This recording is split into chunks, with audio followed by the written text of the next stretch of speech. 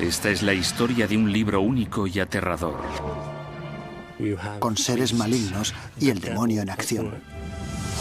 Sus visiones han inspirado y asustado a mucha gente durante 2000 años. Muchos ven las páginas del Apocalipsis como una serie de predicciones extraordinarias. El calentamiento global, el desastre nuclear de Chernóbil, la guerra en Oriente Medio. No existe en el mundo ningún campo de batalla mejor que este. Algunos creen que el libro es una guía hacia uno de los mayores enigmas que existen, el día del fin del mundo. ¿Puede el Apocalipsis esconder un secreto así? Nuevos indicios revelan que la clave del misterio del último libro de la Biblia yace entre el polvo de la Turquía moderna y que el número del infame demonio podría no ser el 666 al fin y al cabo.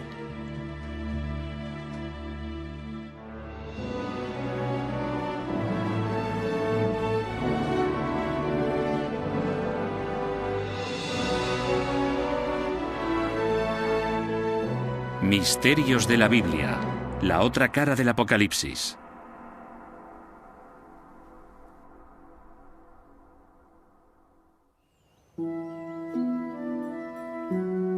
Para entender el Apocalipsis necesitamos saber quién lo escribió y dónde.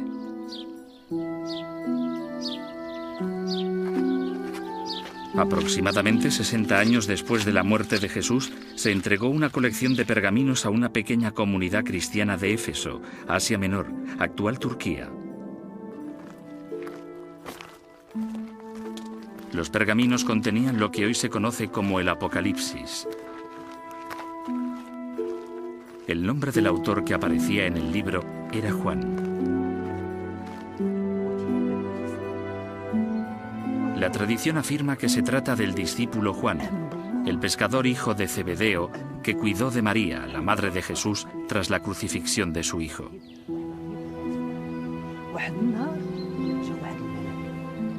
Con todo, en el Apocalipsis, Juan nunca se describe a sí mismo como discípulo de Jesús ni escribe como si le hubiera conocido.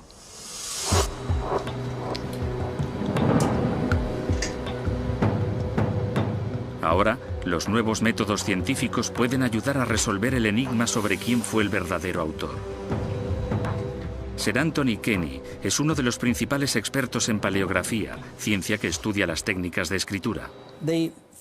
Lo que caracteriza más a los autores no son sus palabras especiales favoritas, sino la frecuencia con la que utilizan palabras muy corrientes. Dos de las palabras comunes que Sir Anthony ha examinado son de, palabra de significado parecido a pero, y kai, que significa y. La palabra y aparece el doble de veces en el Apocalipsis que en cualquier otro libro del Nuevo Testamento. El Evangelio de Juan, sin embargo, no es demasiado partidario de y lo utiliza con menos frecuencia que la media. Por otro lado, la palabra de es muy frecuente en todos los textos griegos que he examinado, aunque solo aparece 7 veces en todo el Apocalipsis. Sir Anthony realizó 99 investigaciones similares en el Apocalipsis y en el Evangelio de Juan. Sus resultados fueron concluyentes. Utilizando una técnica estadística sencilla, pude unir estas 99 investigaciones en un único método de discriminación entre textos, lo que me permitió comprobar que el cuarto Evangelio y el Apocalipsis eran completamente distintos.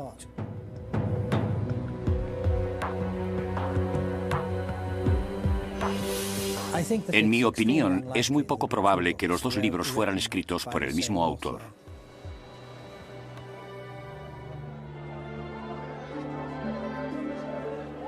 Por tanto, la opción de Juan, el discípulo, como autor del Apocalipsis, no parece demasiado factible. Greg Carey, experto en el significado del Apocalipsis, cree que el libro contiene pistas que pueden guiarnos hasta el verdadero autor. Juan se dirige a su audiencia de forma muy directa. Dice, yo, Juan, vuestro hermano, como si él conociera a los demás y todos le reconocieran a él.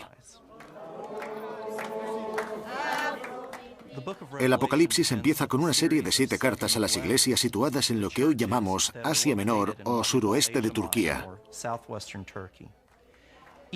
Cada carta se dirige a una sola iglesia, la felicita por sus virtudes o la amonesta por sus defectos, por lo que deducimos que Juan conocía estas iglesias y había estado presente en ellas.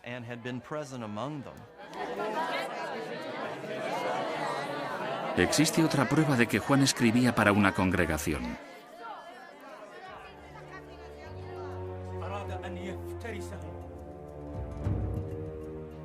El Apocalipsis de Juan, que significa revelación, describe visiones pintorescas de ángeles y monstruos.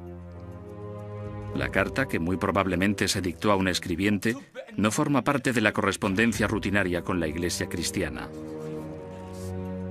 Juan tenía algo importante que decir y podría haber utilizado la imaginación de su audiencia para ayudarla a entender su mensaje. Es importante recordar que el Apocalipsis fue escrito para ser escuchado. Juan bendice a todos los que escuchan las palabras de la profecía, así como también a aquel que las lee, presumiblemente en voz alta para una audiencia. En otras palabras, el libro se escribió para que tuviera un efecto sobre la gente que no lo leía del mismo modo que nosotros leemos hoy, sino que experimentaba a través de su imaginación, algo parecido al modo en que las audiencias modernas escuchan los programas de radio.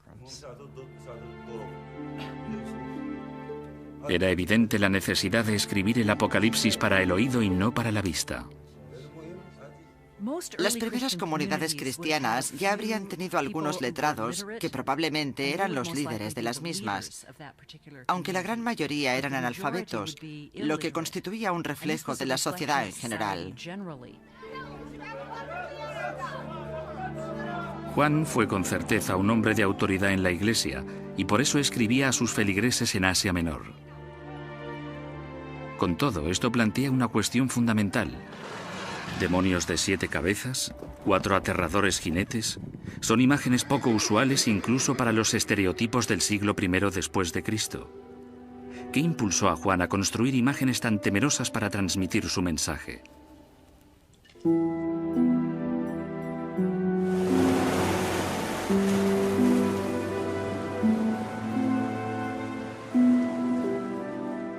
Para entender el verdadero significado del libro debemos retroceder hasta sus raíces. Según la Biblia, Juan escribió el Apocalipsis en la isla de Patmos, en las costas de Turquía, que en aquel entonces estaba bajo el control del Imperio Romano.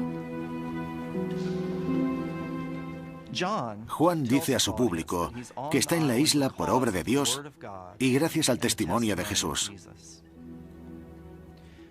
Siempre que el Apocalipsis menciona el testimonio de Jesús, lo asocia al sufrimiento.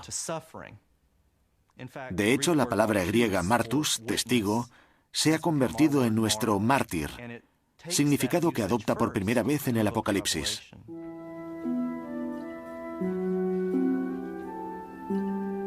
Si Juan estaba sufriendo en Patmos, ¿significa que era prisionero de los romanos? Ian Boxall es un experto en la autoría del Apocalipsis. Esta es la cueva donde, según la tradición, Juan tuvo sus visiones. Ahí pueden ver el lugar donde normalmente apoyaba su cabeza. Y luego, cuando ya no se encontraba tan ágil, ahí tenía un asidero para levantarse. Según todas las tradiciones, Juan se encontraba en la isla exiliado, aunque difieren en el porqué de su exilio y en el quién le exilió. Sin embargo, todas concuerdan en que se encontraba en la isla como resultado de su fe cristiana. A pesar de que no existen pruebas arqueológicas que demuestren la existencia de una cárcel romana, la situación de la isla sugiere que servía a propósitos militares. Patmos habría sido una de las incontables islas fortaleza que defendían el importante puerto marítimo romano de Mileto, a unos 65 kilómetros del continente. Era un lugar ideal para retener a los exiliados. Pero si Juan estaba en el exilio, parece extraño que tuviera la libertad de encontrar una cueva, tener visiones, anotarlas y enviar los documentos a las iglesias del continente. Esto podría deberse a la forma en que Roma exiliaba a los que consideraba problemáticos. Cuando los romanos mandaban a alguien al exilio, Le daban también bastante libertad. No lo encarcelaban. Al exiliado solo se le prohibía aparecer en ciertas regiones o se le decía que debía restringir sus movimientos a esa única isla. Sin embargo, tenía la posibilidad de mantener correspondencia a través de intermediarios que navegaban desde el continente a la isla y viceversa. Por tanto, es probable que Juan pudiera mantener el contacto con las iglesias a las que se dirigía. A pesar de su libertad para comunicarse, Juan seguía atrapado en Patmos, alejado de las iglesias cristianas del Asia Menor. Esta sensación de frustración podría haber llevado a Juan a escribir el Apocalipsis con imágenes violentas de una catástrofe mundial. La teoría es que Juan estaba furioso con los romanos por perseguirle a él y a sus compañeros cristianos. Hay mucha rabia en el Apocalipsis y muchas ansias de justicia. Sentimientos que a menudo se consideran resultado directo de la persecución de los cristianos por parte de los romanos.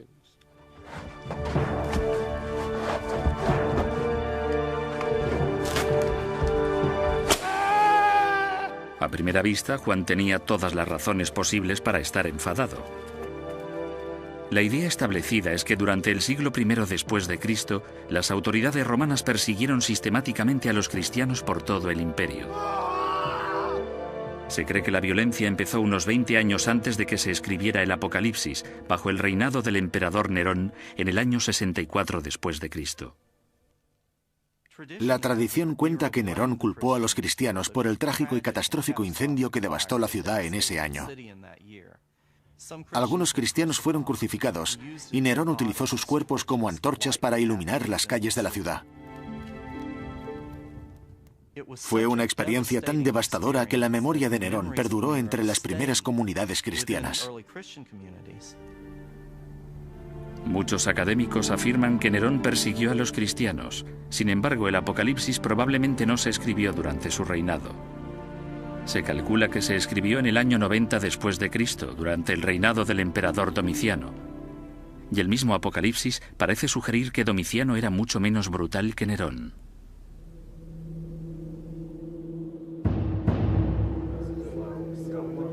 Si la persecución de la comunidad de Juan fue lo que inspiró el Apocalipsis, se podría suponer que Juan habría hecho un listado con los nombres de los mártires. Sin embargo, el Apocalipsis solo menciona a uno. El libro está lleno de referencias con aquellos que murieron a causa de su testimonio de Jesús.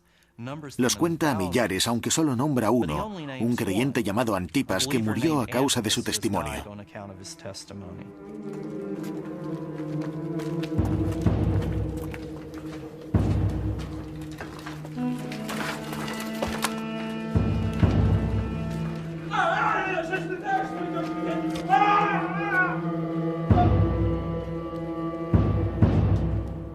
A pesar de que Juan menciona la muerte del mártir Antipas, hoy existen indicios de que el emperador Domiciano tal vez no matara a tantos cristianos al fin y al cabo.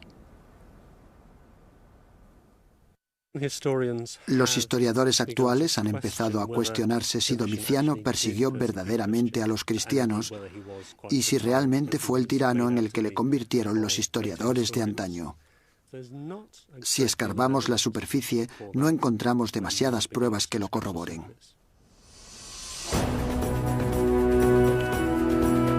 Por lo tanto, si ya no se perseguía a los cristianos, es difícil de imaginar cómo pudo el Apocalipsis tener impacto alguno sobre su audiencia.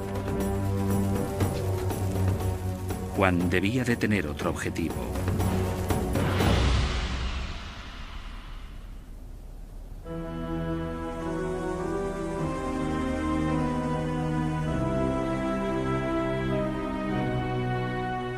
Estas ruinas del siglo II después de Cristo contienen una clave vital de lo que podría haber llevado a Juan a escribir el Apocalipsis y de si el libro realmente tiene información sobre el fin del mundo. La antigua ciudad de Pérgamo se encuentra a 320 kilómetros al norte de Éfeso, en la Turquía actual. Se trataba de un importante centro político y religioso en la provincia romana del Asia Menor. Fue también el hogar de una de las comunidades cristianas novicias que recibió por primera vez el Apocalipsis. Sin embargo, Dan Showalter, un experto en arqueología bíblica, cree que los templos paganos de Pérgamo dan una idea muy clara de lo que realmente preocupaba a Juan. La reconstrucción parcial de las ruinas nos da una idea de la magnificencia que el edificio debió ostentar, aunque es en el patio alrededor del templo donde se realizaban la mayoría de las actividades. Se habrían realizado sacrificios en el altar situado delante del templo, la gente se habría reunido alrededor de él, habría cantado canciones, ofrecido plegarias y votos y luego, una vez acabada la ceremonia, habrían podido llevar algo de carne a casa para ayudar a suplir su dieta.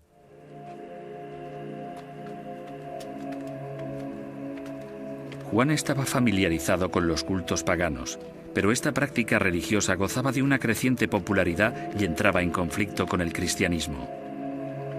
Empezó unos 100 años antes de Domiciano, con la construcción de templos en honor a un nuevo dios, el emperador Augusto.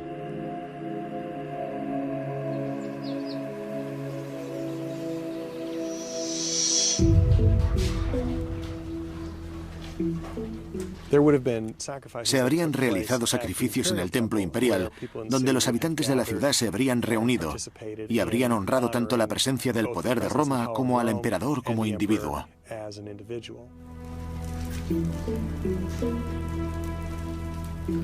Esta idolatría se expandió por toda Asia Menor a lo largo del siglo I. Todas las ciudades del imperio tenían muchos templos. Sin embargo, este era un templo construido para venerar y dar las gracias a un ser vivo, un dios imperial. Y puede que aquí esté la clave del libro del Apocalipsis. Para Juan, el culto a un emperador podría haber significado una terrible blasfemia. Juan se habría resistido al culto imperial porque se erigía en contra de la fe en Jesús, que era lo que él quería promover. Juan era un cristiano judío y sabía que solo había un Dios verdadero. Por tanto, debido a su educación, no podía transigir de ningún modo en ese hecho básico.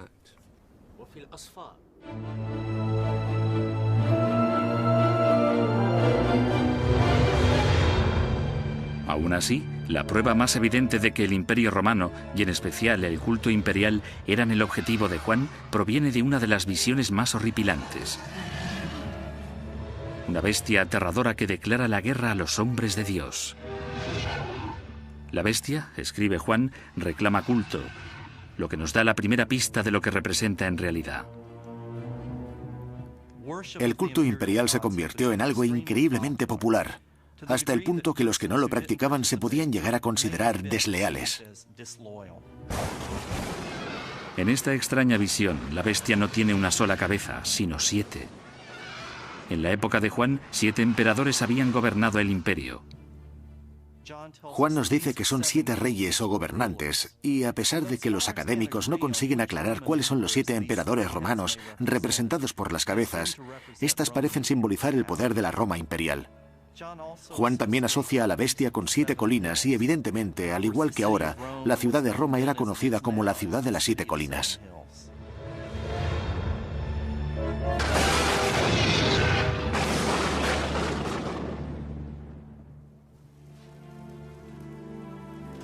Para muchos académicos, estas referencias enigmáticas pero repetidas sobre la bestia muestran que el objetivo de Juan no es la persecución romana, sino el paganismo del culto imperial.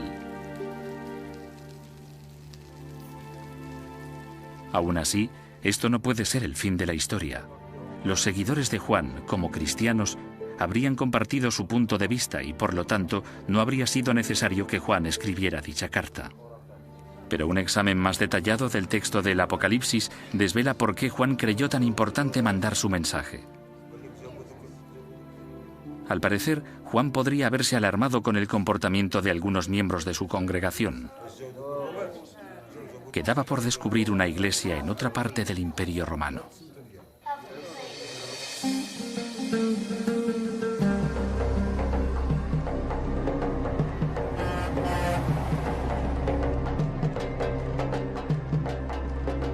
Al sur de la ciudad de Pérgamo se encontraba la antigua ciudad de Éfeso.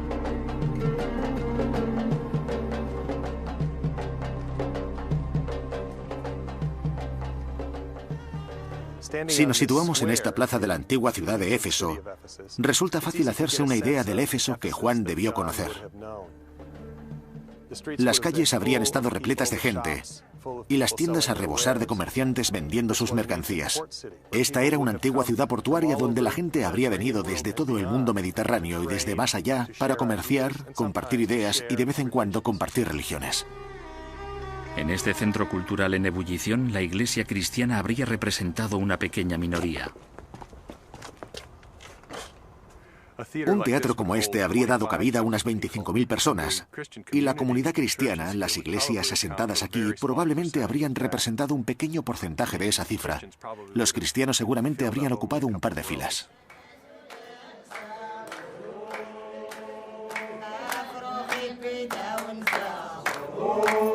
La presión sobre estas comunidades era enorme, sobre todo en un centro pagano trepidante como Éfeso. Era una presión que podría haber debilitado la fe de una incipiente iglesia.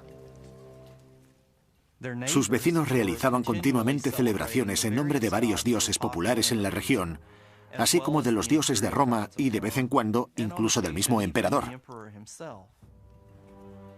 También se habrían rodeado por todas partes con los símbolos de dichas deidades. Una de las preocupaciones principales para alguien como Juan no era el hecho de que los cristianos fueran perseguidos, sino el hecho de que simplemente se habían acomodado demasiado. Se habían aposentado, habían encontrado su sitio en la sociedad, y lo que Juan quería era ponerles sobre aviso. Si Juan escribía a los cristianos que habían empezado a adorar a los emperadores de Roma, esto ayudaría a entender por qué escribió el último libro de la Biblia.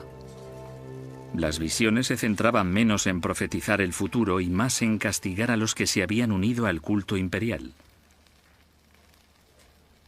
Pero aún hay algo sin resolver. Las vívidas imágenes apocalípticas que han atraído la imaginación de millones de cristianos durante siglos.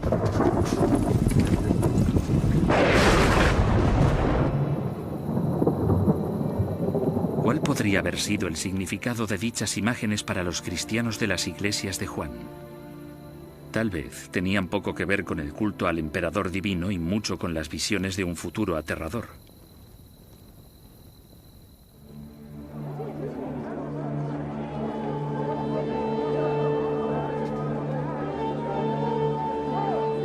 Para los que vivieron hace 2000 años, las visiones de Juan de los 4 jinetes, Armagedón y la bestia podrían haber tenido un significado completamente distinto al que le damos hoy en día. Algunos ven estas visiones como una señal del fin del mundo, pero esto no tiene que ser necesariamente lo que Juan quiso decir. La palabra apocalíptico tenía otro significado en aquel entonces. Mucha gente, cuando oye la palabra apocalíptico, piensa en el fin del mundo, pero esto es solo una parte del significado completo. Ya se habían escrito otros apocalipsis o revelaciones durante los 200 años anteriores. La característica principal de la literatura apocalíptica es que afirma revelar la voluntad de Dios. Se trata de un mensaje al que ningún mortal común podría tener acceso. Son todo historias. Un único visionario tiene esta experiencia dramática y reveladora y pide ayuda a un ser celestial para que le explique lo que está viendo y experimentando. Por tanto, los apocalipsis se despliegan como historias que describen estas experiencias. Los apocalipsis prometían a sus lectores una escapatoria de la dura realidad que suponía la vida cotidiana. Para los cristianos del siglo I, los textos de Juan ofrecían un mundo donde su fe triunfaba.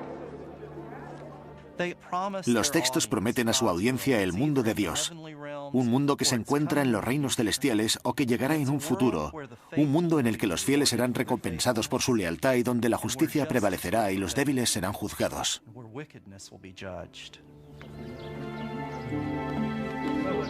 Juan estaba en buena compañía. Algunos académicos creen que el mismo Jesús estuvo muy influenciado por la literatura apocalíptica. Una de las plegarias más famosas del mundo parece compartir los mismos temas que los del Apocalipsis.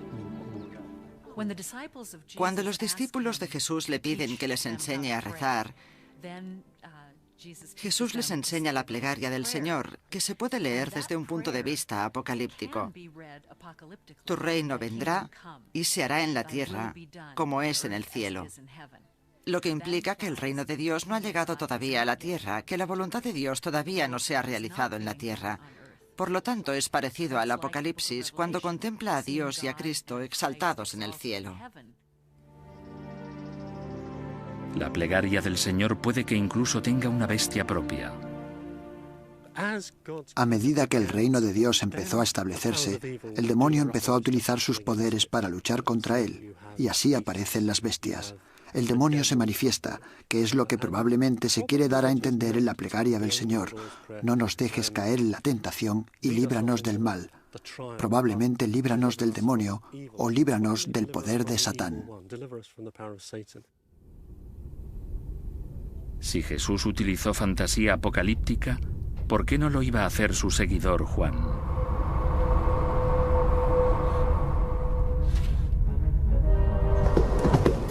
Tal vez esta tradición de literatura apocalíptica pueda ayudarnos a descifrar algunas de las visiones de Juan, como la de los 4 jinetes del Apocalipsis.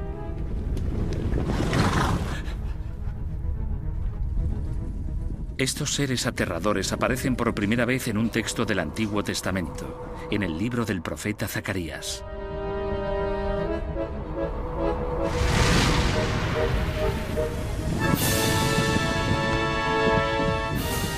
Sin embargo, Juan no copió simplemente estas imágenes. Su genialidad yace en saber actualizarlas para el siglo I. En el libro de Zacarías, cada caballo se relaciona con un color. Juan toma esta idea, pero le da un nuevo matiz. Su audiencia del siglo I probablemente habría entendido el significado de los colores. Ian Boxall cree que puede descifrar el código de colores de Juan. Juan parece dejar más explícito el significado de los colores. Tenemos un caballo rojo. El rojo es el color de la sangre y, según la tradición, el color de una lujuria idolatrada que ha dado a Roma su actual dominio, aunque a expensas de grandes cantidades de sangre derramada. El jinete del caballo negro parece simbolizar el hambre y el desastre, las consecuencias de la guerra.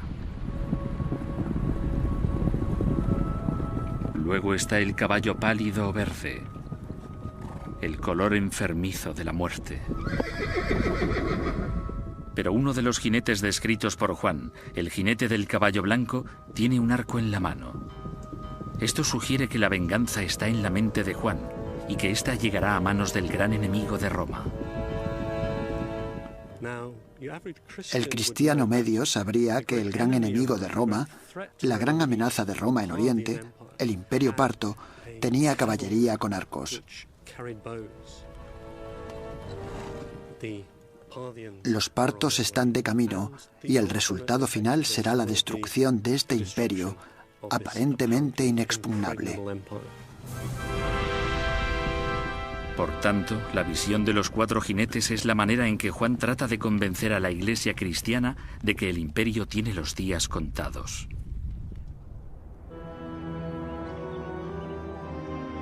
Sin embargo, los 4 jinetes no son la única imagen apocalíptica del libro. También es igual de famoso Armagedón, el campo de batalla donde, según el Apocalipsis, las fuerzas del bien y del mal librarán la batalla final. Indicios arqueológicos muestran que esta imagen también pretende evocar el odio por los romanos.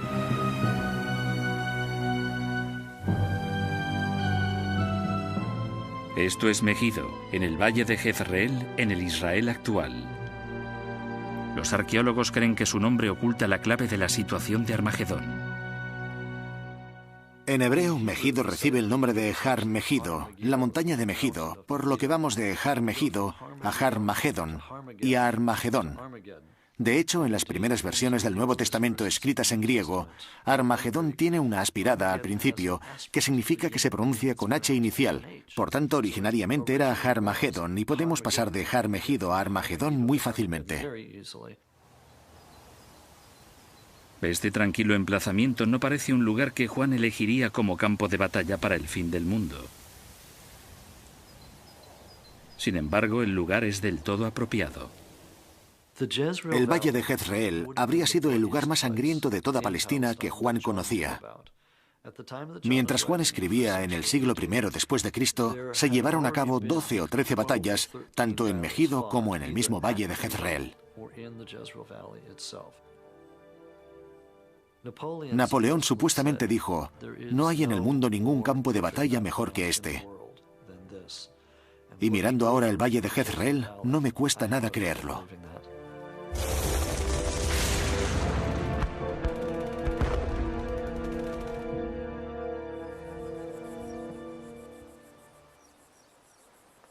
Los arqueólogos creen que hay otra razón práctica por la que Juan escogió Megido como su campo de batalla.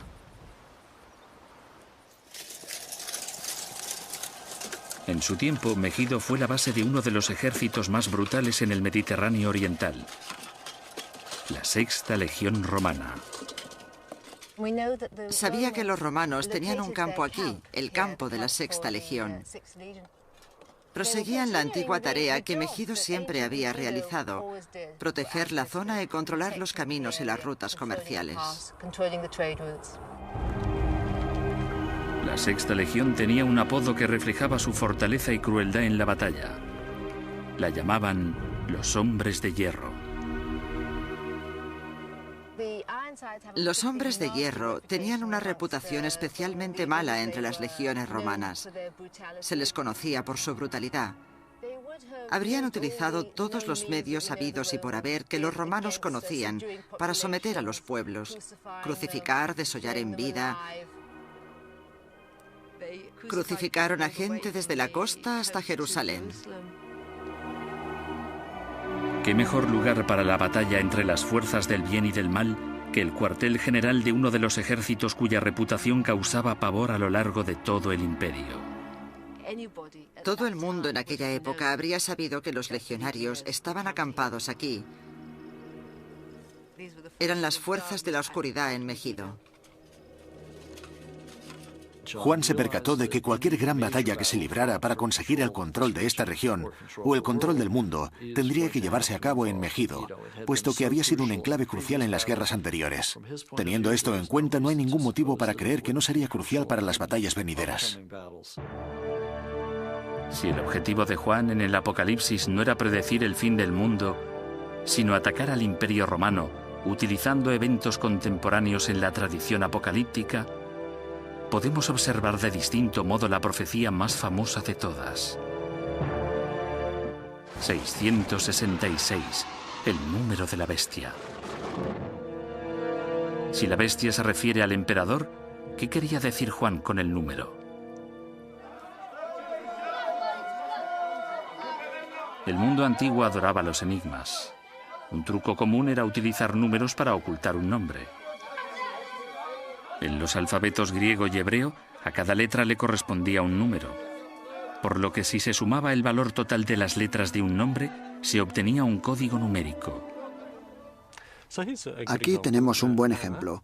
Ana, escrito con mayúsculas griegas, que casualmente coincide con nuestro alfabeto.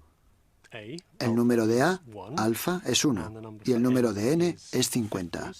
Por tanto, si utilizamos la aritmética, acabaremos calculando que 102 es el número de Ana. Inscripciones antiguas que han sobrevivido sugieren que este juego tenía un propósito principal frívolo. Hay uno bastante bonito que se encontró en Pompeya, escrito en alguna pared. Amo a una chica cuyo número es el 545. Ella sabía que su número era el 545. Otros tal vez tendrían que pensar un poco para descubrir de quién se trataba. Sin embargo, para Juan este juego es de vida o muerte. Nos proporciona el enigma al revés. Da el número e invita a su audiencia a descubrir el nombre. En el Apocalipsis se escribe: dejad al que tenga entendimiento calcular el número de la bestia, porque su número es humano. Su número es 666. Para los historiadores la respuesta es obvia. La mejor explicación es que Juan pensaba en el emperador Nerón. Y si escribimos el nombre César Nerón con el alfabeto hebreo, lo que obtenemos es esto. 50, 200, 6, 50, 100, 60 y 200, que luego, con un poco de aritmética, nos da el número de César Nerón.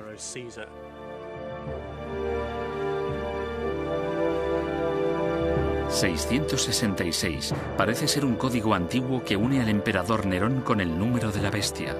Sin embargo, una serie de documentos descifrados recientemente han cuestionado si 666 es realmente el número de la bestia.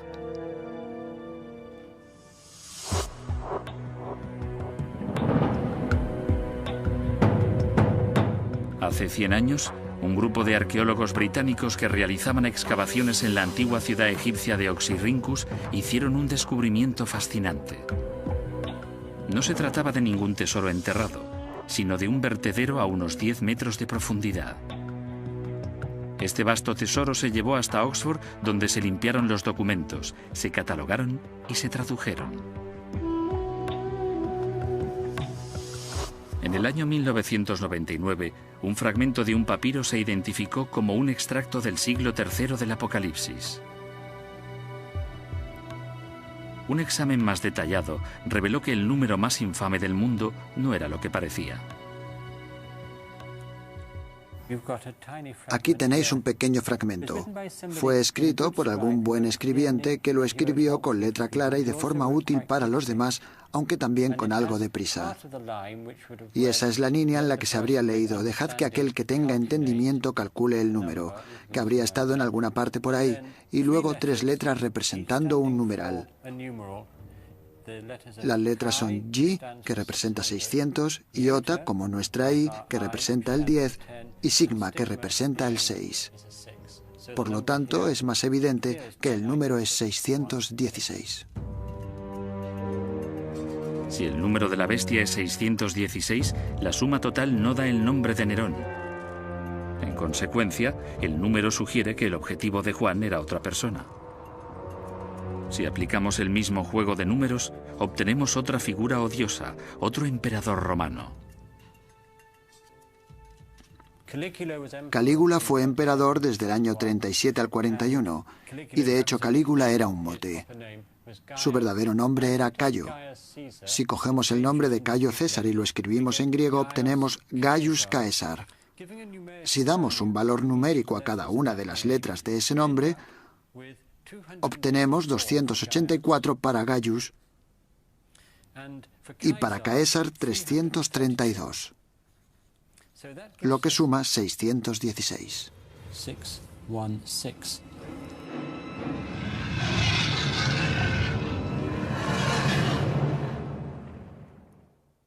La razón por la que Juan pudo ver a Calígula como la bestia se debe a una decisión controvertida que tomó el emperador durante su corto reinado.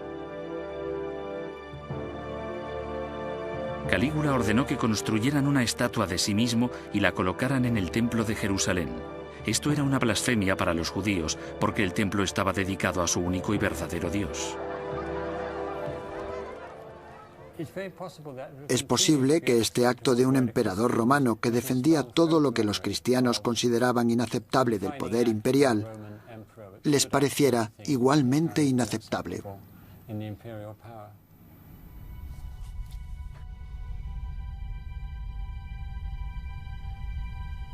Si el Apocalipsis no es una profecía sobre el fin del mundo, sino un ataque a Roma, ¿qué sentido tienen las visiones de Juan? Pocos académicos niegan que Juan tuviera visiones. De hecho, las experiencias visionarias son muy comunes en otras religiones, pero en el caso de Juan habrían servido para inspirar a sus feligreses. Las visiones de Juan pertenecen a la tradición cristiana, pero aparentemente comparten muchas características con las de los chamanes de otras culturas. Un chamán es una persona que puede someterse a un estado de trance controlado, alguien que puede viajar a otros mundos, a otros reinos para recibir un mensaje, alguien que luego regresa para transmitir ese mensaje o para sanar a alguien. Y Juan, al igual que los chamanes de muchas culturas, tiene un mensaje que transmitir a los demás. No se trata de un mensaje para él, sino para una comunidad. Su misión es curar a la comunidad, apoyarla, animarla y, en ocasiones, corregirla.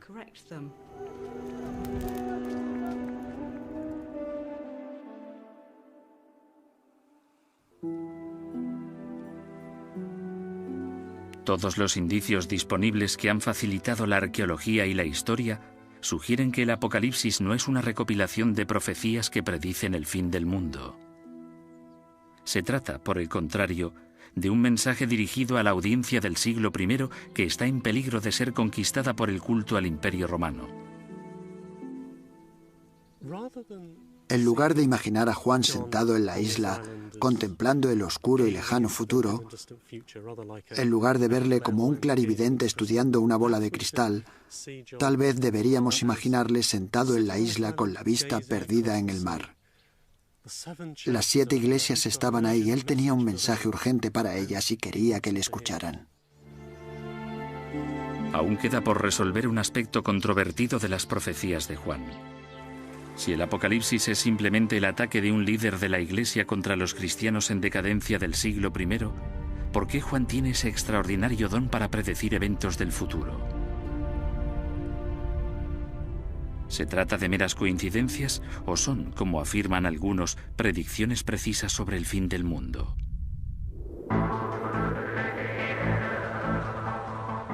La lista de las supuestas predicciones de Juan es impresionante.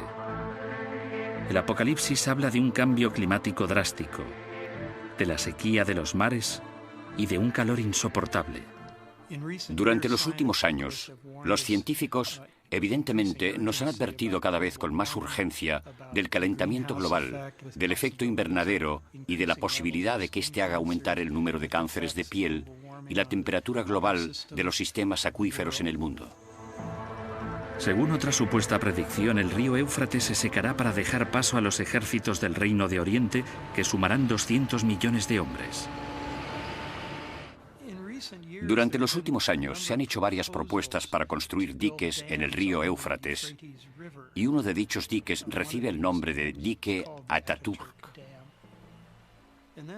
Durante el periodo en que los americanos y otros estaban muy preocupados por el comunismo chino, se realizaron estudios sobre la envergadura del ejército chino y algunos cálculos aproximados estimaban en 200 millones los efectivos de dicho ejército. Y en mi opinión, esto se contempla como otro ejemplo de una asombrosa profecía cumplida.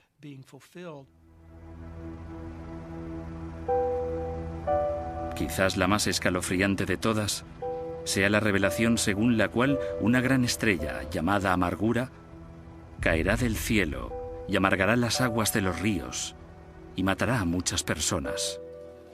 En Chernóbil, Ucrania, en el año 1986, tuvo lugar un desastre nuclear, el peor de toda la historia mundial. La planta nuclear se derritió. Una oleada de radioactividad arrasó la zona y los habitantes locales murieron o quedaron muy afectados. En Ucrania, la palabra Chernóbil significa amargura.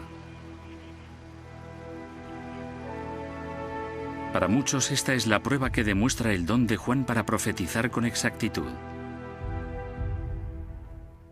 Si creemos que Dios nos proporciona realmente las profecías y que éstas nos desvelan eventos futuros, si las interpretamos correctamente, todos los acontecimientos que ocurren en el mundo cobran una importancia espiritual particular.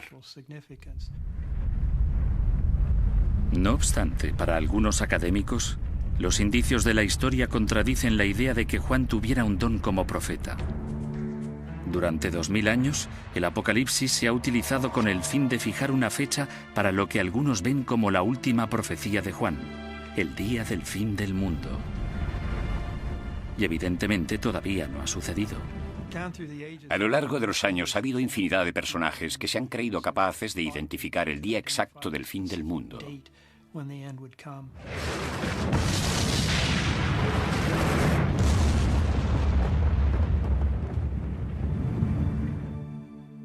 El año 1000 en Europa, el siglo XIX, 1843, el año 1666, 1987 y evidentemente el año 2000.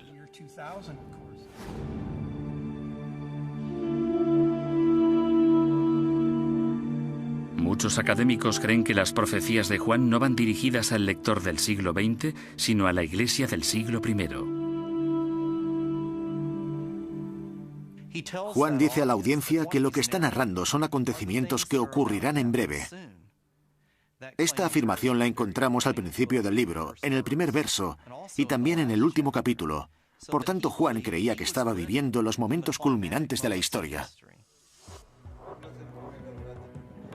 En mi opinión, Juan estaría sorprendido si viera que hablamos de su libro hoy en día.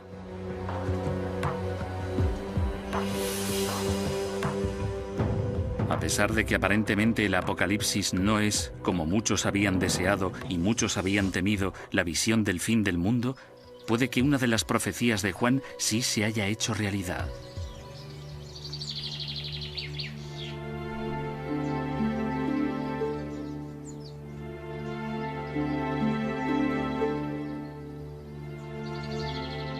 En las ruinas de Éfeso se encontraron estatuas caídas, estatuas del emperador Augusto y su esposa Livia. Las habían destrozado. Habían marcado al dios pagano imperial con el símbolo de la cruz. Una de las predicciones de Juan se había hecho realidad definitivamente. Un acontecimiento que cambió el mundo para siempre. A principios del siglo IV, el emperador Constantino decide que su política de intentar erradicar la Iglesia no funcionará y declara el cristianismo religión oficial dentro del imperio. Desde ese momento la Iglesia sigue creciendo y desarrollándose hasta que a finales del siglo IV se convierte en una fuerza dominante dentro del imperio. La visión de Juan según la cual el imperio romano caería, la bestia sería derrotada y la Iglesia de Dios triunfaría ocurrió finalmente. La visión proporcionada por el autor del Apocalipsis de una Roma caída y de la destrucción de los gloriosos edificios cuyas ruinas aún podemos contemplar, supone de algún modo el cumplimiento de lo que Juan esperaba que pasara.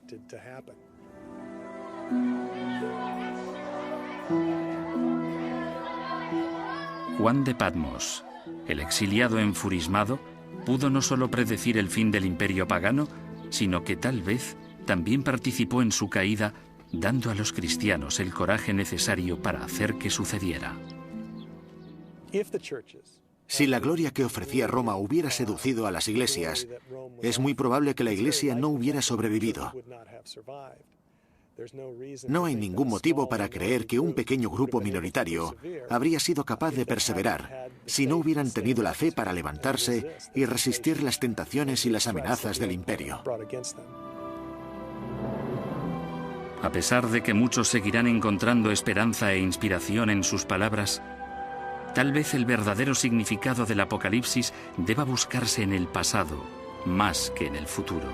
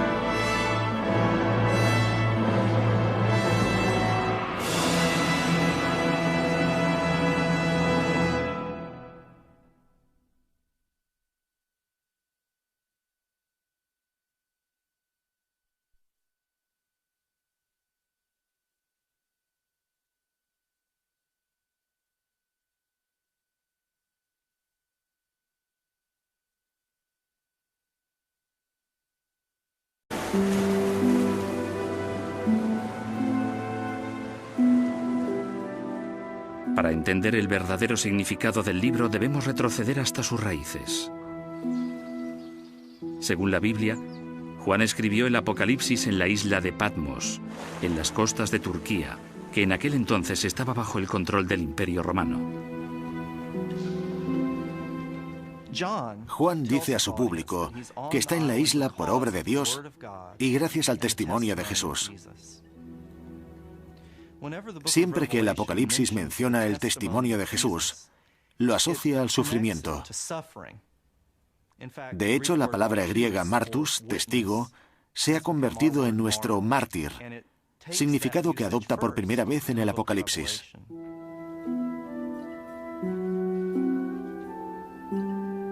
Si Juan estaba sufriendo en Patmos, ¿significa que era prisionero de los romanos? Ian Boxall es un experto en la autoría del Apocalipsis. Esta es la cueva donde, según la tradición, Juan tuvo sus visiones. Ahí pueden ver el lugar donde normalmente apoyaba su cabeza. Y luego, cuando ya no se encontraba tan ágil, ahí tenía un asidero para levantarse. Según todas las tradiciones, Juan se encontraba en la isla exiliado, aunque difieren en el porqué de su exilio y en el quién le exilió. Sin embargo, todas concuerdan en que se encontraba en la isla como resultado de su fe cristiana. A pesar de que no existen pruebas arqueológicas que demuestren la existencia de una cárcel romana, la situación de la isla sugiere que servía a propósitos militares. Patmos habría sido una de las incontables islas fortaleza que defendían el importante puerto marítimo romano de Mileto, a unos 65 kilómetros del continente. Era un lugar ideal para retener a los exiliados. Pero si Juan estaba en el exilio, parece extraño que tuviera la libertad de encontrar una cueva, tener visiones, anotarlas y enviar los documentos a las iglesias del continente. Esto conocido.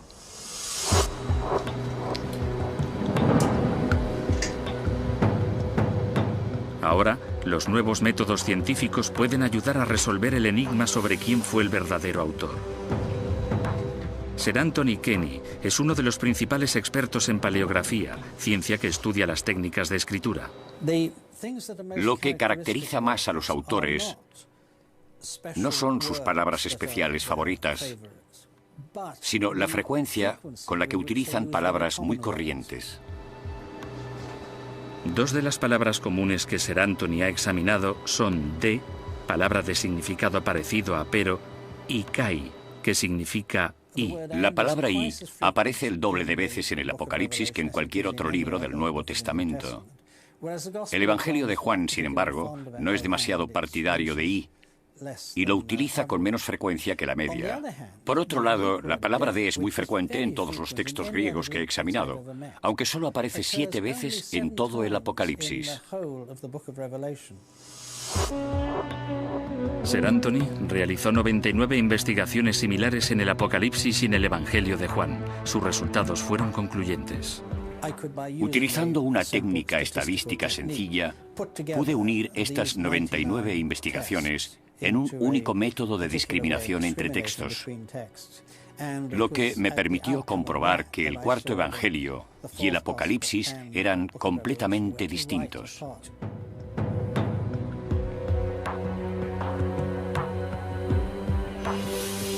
En mi opinión, es muy poco probable que los dos libros fueran escritos por el mismo autor.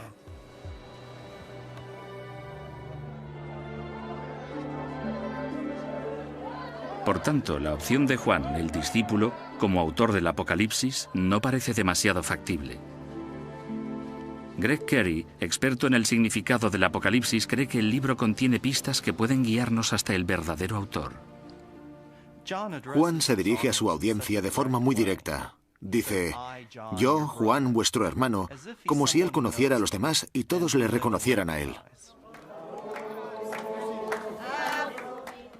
El Apocalipsis empieza con una serie de 7 cartas a las iglesias situadas en lo que hoy llamamos Asia Menor o suroeste de Turquía.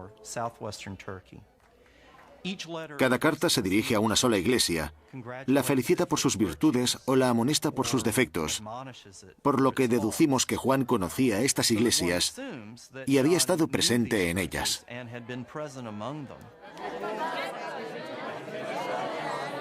Existe otra prueba de que Juan escribía para una congregación.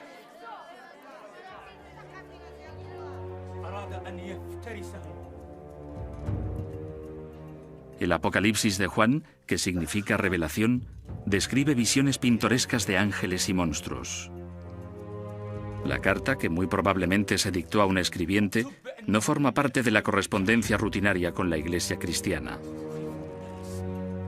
Juan tenía algo importante que decir y podría haber utilizado la imaginación de su audiencia para ayudarla a entender su mensaje.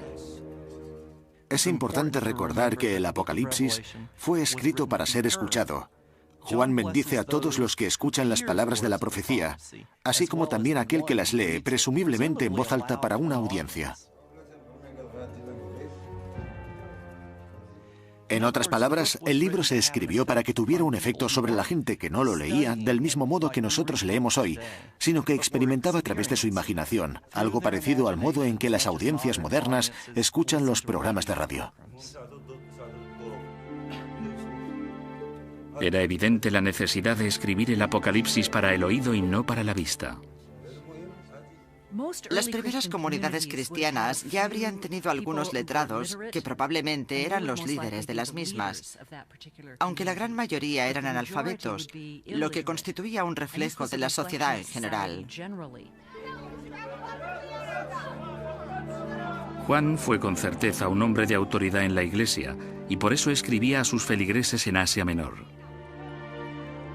Con todo, esto plantea una cuestión fundamental. Demonios de 7 cabezas, 4 aterradores jinetes, son imágenes poco usuales incluso para los estereotipos del siglo I después de Cristo. ¿Qué impulsó a Juan a construir imágenes tan temerosas para transmitir su mensaje?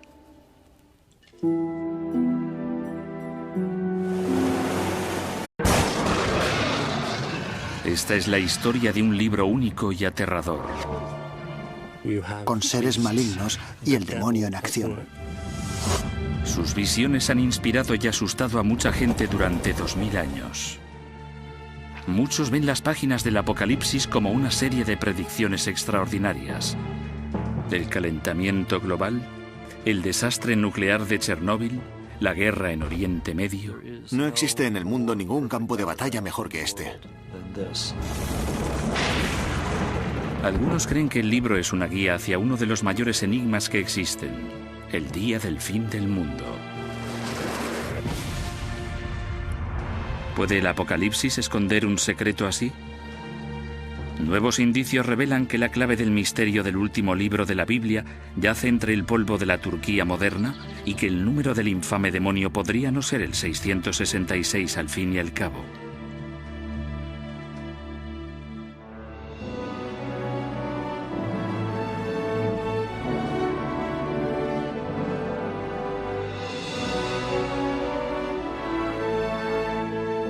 Misterios de la Biblia, la otra cara del Apocalipsis.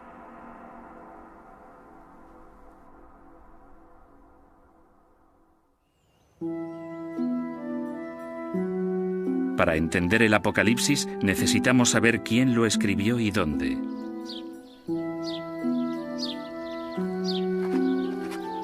Aproximadamente 60 años después de la muerte de Jesús, se entregó una colección de pergaminos a una pequeña comunidad cristiana de Éfeso, Asia Menor, actual Turquía.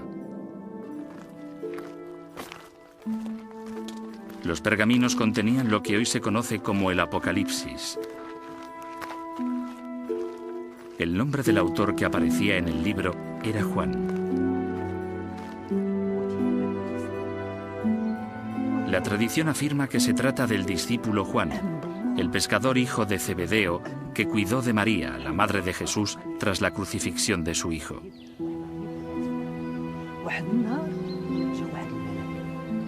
Con todo, en el Apocalipsis, Juan nunca se describe a sí mismo como discípulo de Jesús, ni escribe como si le hubiera conocido. Podría deberse a la forma en que Roma exiliaba a los que consideraba problemáticos. Cuando los romanos mandaban a alguien al exilio, le daban también bastante libertad. No lo encarcelaban.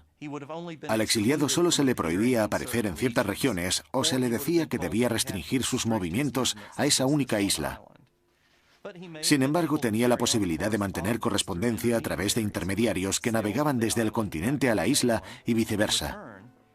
Por tanto, es probable que Juan pudiera mantener el contacto con las iglesias a las que se dirigía. A pesar de su libertad para comunicarse, Juan seguía atrapado en Patmos, alejado de las iglesias cristianas del Asia Menor. Esta sensación de frustración podría haber llevado a Juan a escribir el Apocalipsis con imágenes violentas de una catástrofe mundial. La teoría es que Juan estaba furioso con los romanos por perseguirle a él y a sus compañeros cristianos. Hay mucha rabia en el Apocalipsis y muchas ansias de justicia. Sentimientos que a menudo se consideran resultado directo de la persecución de los cristianos por parte de los romanos.